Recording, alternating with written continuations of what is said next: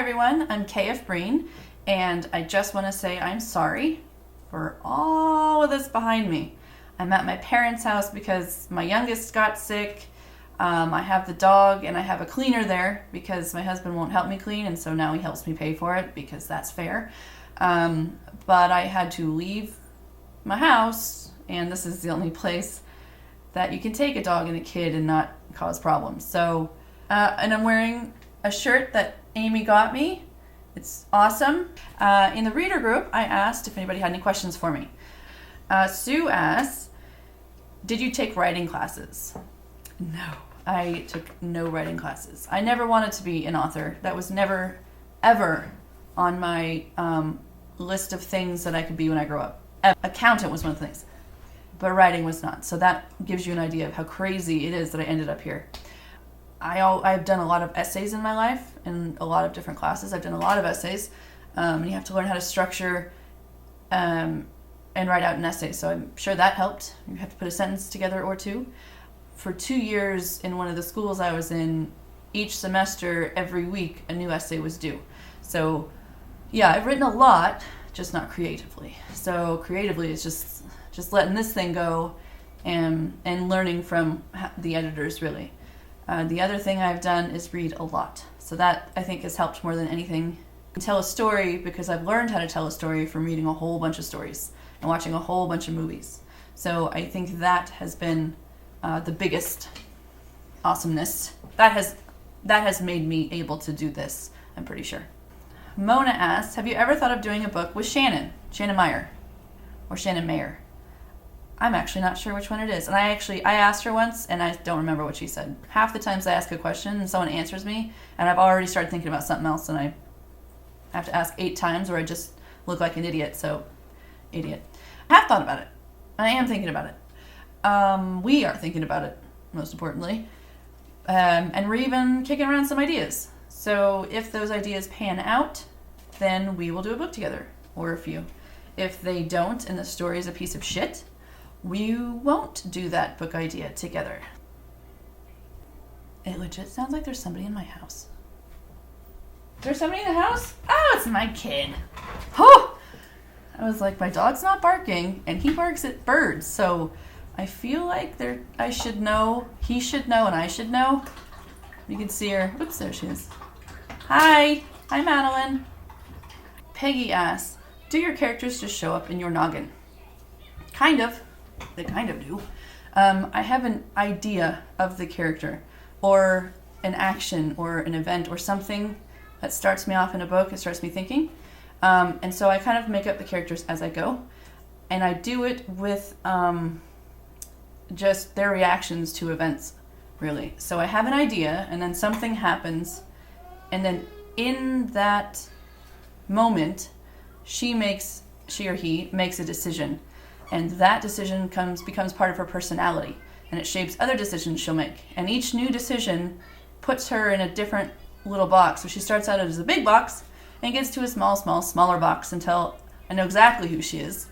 I don't start with like a hard outline of a character, because then it leaves me kind of boxed in as to where the story's going to go. Because again, I never learned how to do any of this. I just kind of make shit up. So I like it to be wide open when I make it up. Chelsea asked a ton of questions. So what programs do I use for writing? I use Scrivener, I think it's called, to like do the first draft, because it has a little counter on the side. So I know I do 5,000 words a day. And so then I just make sure I get those 5,000 words a day. I mean, I could use anything, but I use that for that reason. What makes myself push through edits? It's my job. I have to get it done. And there's always a timeline, and if I go slow, you guys let me know. So, you push through. You push through days you don't want to do. You push through crappy stuff. There she is again. It's like a little ghost of my Christmas past. There she goes. What? And then some days, I don't want to stop. and I have to force myself to stop because I have family obligations or whatever. So, yeah, I mean, it's part of the job. In any job, there's something you don't really want to do. And you do it because you have to. So, do I ever have any major edits to characters? No. Like I said, I make them up as I go. I know when something about them is not working because it's not working within the story, and then the ideas don't come anymore. So what someone might call writer's block is really a symptom of a problem, and it's either a plot problem or it's a character problem or something. So I know as I'm going to kind of revisit something I've done, basically a reaction the character has had that made them into a character that's not moving forward like I want. Hardest scene I ever had to cut. There isn't one. I have had to cut big scenes and small scenes, bits and pieces. I don't care much. I mean, some things I'm like, that was a good joke. Sucks that I have to cut that. But ultimately, once I send it to the editor, it's not mine anymore. I stop caring at that point. It's a product at that point because it's not for me anymore. It's for you. So when I'm writing it, when I'm revising it, all of that stuff is me having fun and me exploring the world and the story, and I'm having a great time.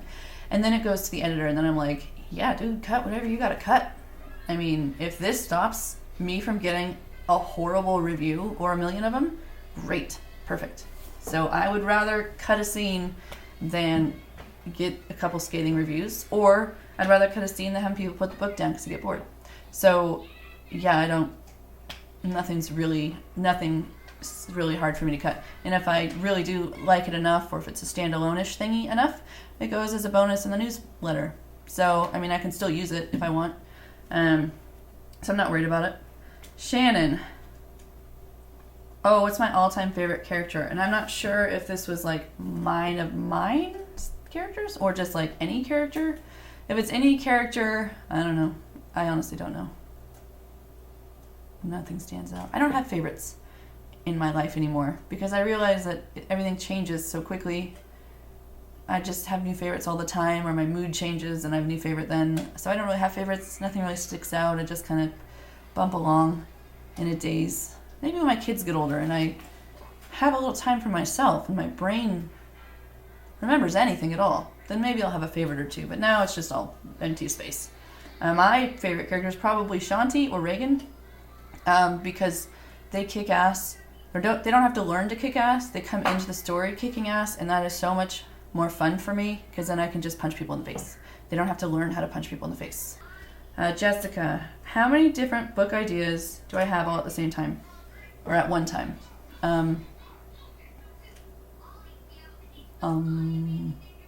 Like just right now? So I have a couple ideas that are shaped that could be written tomorrow. Oh, actually, I have quite a few. I have probably six that I could start writing tomorrow. And so I have not done that yet. I will probably write them all at some stage. But I also have to think of my business, right? Because it is not just me writing, it is also a business. And I don't have all the time that I wish I did have to write all this stuff. So, I have to fit things in the worlds. I have to fit things to where you guys don't get bored with a certain idea, or there's too much of one idea, or there's too few of one idea, or whatever. So it all has to kind of just get in line. So at the moment, I think probably 5 or 6, like shaped ideas. And then I come up with an idea. I just step out my door, think about nothing, then all of a sudden I trip over something. I'm like, that'd be funny. What if this happened? And then it just spirals. So I spiral quite easily. I get bored and I think of other things, and that's what happens. Sherry, she was asking, when I go into the group and I ask you guys for ideas, and I do polls and I do stuff like that, she's asking, what if what I expected, or what if the answer I got isn't what I expected? Does that change my outcome? No, honestly. When I ask those polls, it's about stuff that it could go either way, or I'm just curious about where you are or whatever. And ultimately, I will make a decision based on whatever the fuck I want. So if it's about a book, if maybe I don't use it in a book because something else happened, I have absolutely no apologies, because it just is. That's just something that happens. If I ask you if you want it every 2 months and I end up doing every 3 months, that's how it worked out, you know. I do love input, and when I ask for it, I'm actually wanting it, but I can't tell the future. So sometimes things change, and I go with it, and sometimes things don't, and I don't go with it. Sorry if you want me to be a little more sentimental. I'm sure my husband agrees with you. My kids certainly do. Don't throw away their art, they say. They don't know where it goes. It's in the special filing cabinet. Libby, who did I read before I started writing, and did it influence my style? What did I read? I read John Saul when I was a teen. Hardcore. Some Dean Koontz, but he's slow. John Saul is like boom, boom, boom. So supernatural horror was my jam.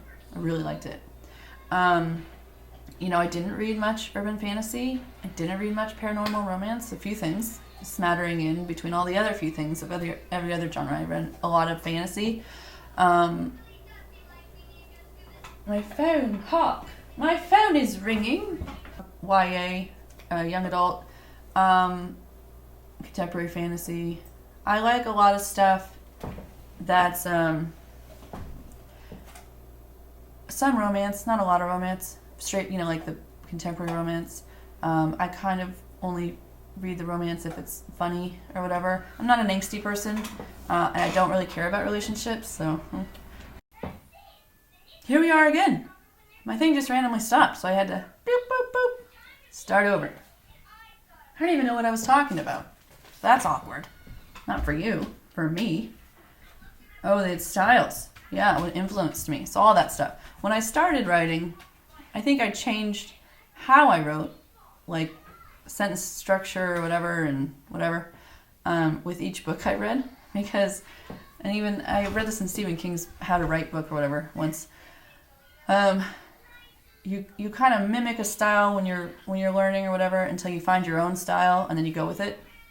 So I still have that problem. If I'm really engrossed in someone else's book, then I start, like, I feel the rhythm when I'm reading it, and it's hard to forget that rhythm when I'm writing. But now I kind of have my own thing, and even if I write a certain way when I'm actually writing, when I'm revising, I'm like, what the fuck? And then I go out and redo, put my voice. So now I have a proper voice. And most K.F. Breene books will have a proper voice.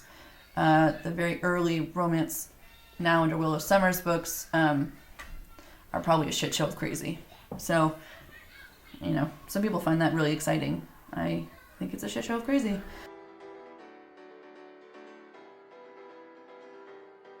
As a child, you would wait and watch from far away, but you always knew that you'd be the